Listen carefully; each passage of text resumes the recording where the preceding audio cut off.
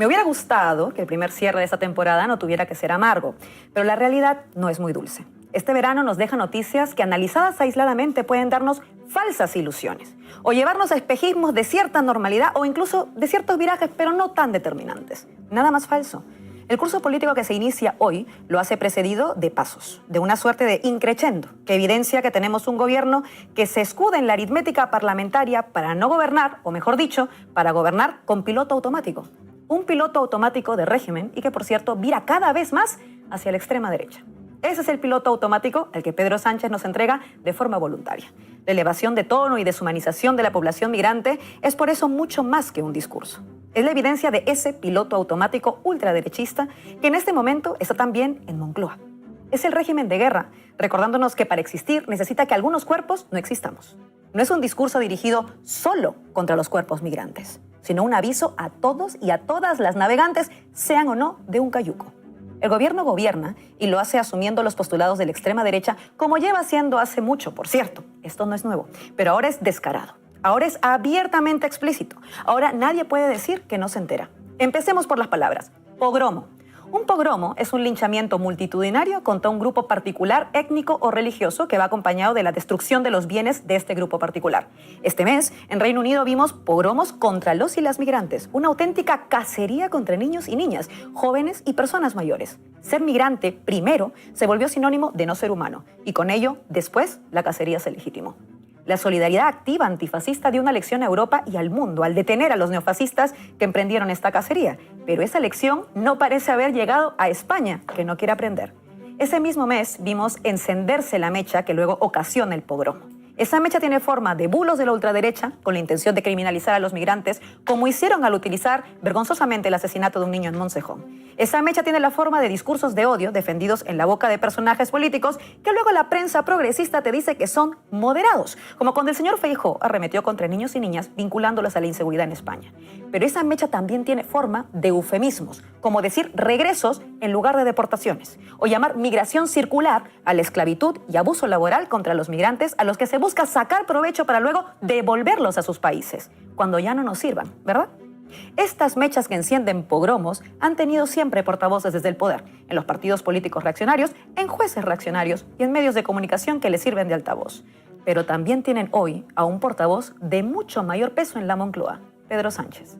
El presidente de España ha afirmado que los y las migrantes irregulares deben ser regresados a sus países como un mensaje que trasladar a las mafias y a las personas que se ponen en sus manos.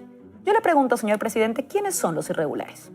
¿Todos los que por la razón que sea no cuentan con papeles en determinado momento? Ya sea porque su visa caducó, ya sea porque entraron en cayucos, ya sea porque las explotan en labores como la recogida de fresas y les impiden siquiera salir a ver cómo regularizar su situación para acceder a derechos, ya sea quienes se quedaron varados por la pandemia en España y tuvieron que construir una vida como sea durante esos meses de confinamiento, ya sea quienes piden asilo y siguen esperando meses después que alguien les responda porque la burocracia en la materia es voluntariamente lenta.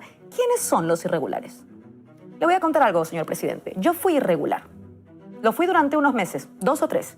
Y no lo fui por mi responsabilidad. Yo soy una privilegiada.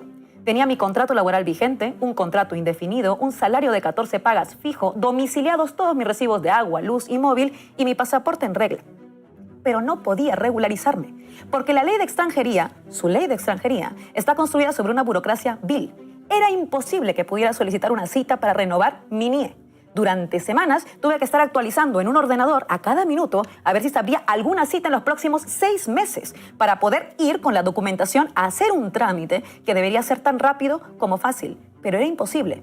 Fui irregular durante esos meses por su culpa, por la responsabilidad de estas instituciones, por esa ley de extranjería escrita sobre los cimientos del racismo y, por tanto, que garantiza que la burocracia sea más difícil para nosotras. Y durante esos meses tuve miedo todos los días de que el racismo institucional me violentara. Tuve suerte. Nunca en una estación de metro en la que bajé hubo una redada policial, que sabemos que detienen según perfil racial. A lo mejor no soy tan negra como para calzar en sus cánones criminalizadores, ¿verdad? Sé lo que es vivir el agobio, el insomnio y el terror dentro del cuerpo por responsabilidad de este Estado, que mientras seguía haciendo uso de mis impuestos, de mi trabajo, de mi dinamización de la economía, de mi vida, me tenía también en el limbo absoluto. Por eso me imagino muy bien lo que han sentido las 700.000 personas, repito, personas, que lo oyeron hace unos días hablando de retornarnos.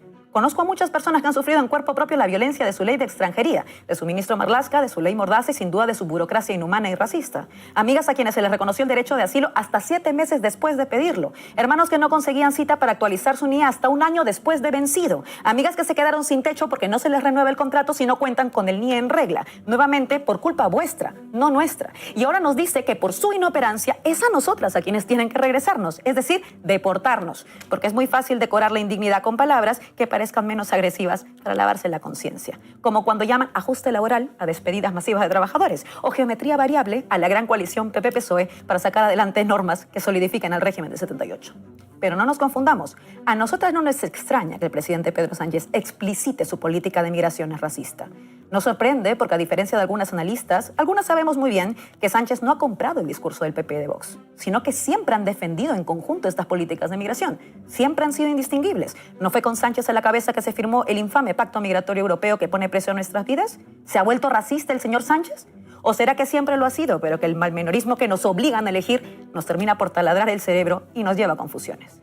El presidente ha afirmado que estas deportaciones de cientos de miles de personas serán un buen mensaje desincentivador a las mafias y a quienes se ponen en sus manos. Es decir, además quiere usted disciplinarnos, que se vea en todo el mundo cómo vulneran nuestros derechos humanos, cómo maltratan a quienes huyen o migran para buscar una vida digna, pagando por ello, muchas veces, no solo más impuestos que la media, sino también con su salud mental y con sus vidas. Nunca se manda un mensaje a través de la sangre y el sufrimiento de otros. Eso es cobardía, racismo e inhumanidad. Y ya que hablamos de mensajes desincentivadores, aquí va el nuestro. Las irregulares, las otras, las vulnerables, las demonias, las insumisas, las negras, las marrones, las indígenas, las subalternas, hemos venido para quedarnos. Frente al pogromo que usted está legitimando, construiremos, como hemos hecho siempre, la resistencia, siguiendo los ejemplos de los antifascistas en Reino Unido o del muro en Bilbao, en defensa de los manteros frente al racismo policial. Eso le desincentivará a usted de querer deportarnos, porque se dará cuenta que la migración no es un problema, sino un derecho. Y que el problema real es que usted siga la estrategia de la ultraderecha al poner el foco en los más vulnerables, que hoy somos nosotras, pero mañana será cualquiera. Porque necesitan un globo sonda para justificar que su modelo no solo es agónico, sino que es incompatible con la vida. Que el problema son los precios de la vivienda que usted no regula, el desmantelamiento de los servicios públicos contra lo que usted no se opone, la injusticia fiscal por la que los evasores se van de rositas y usted lo permite, la represión desmedida contra quienes exigen justicia democráticamente que su ley Mordaza avala y un largo etcétera de verdaderos problemas. Lo único que hay que deportar en España es el racismo. ¿El presidente ha elegido a sus aliados en este tema? Muy bien, nosotras también tenemos a los nuestros. Hasta mañana.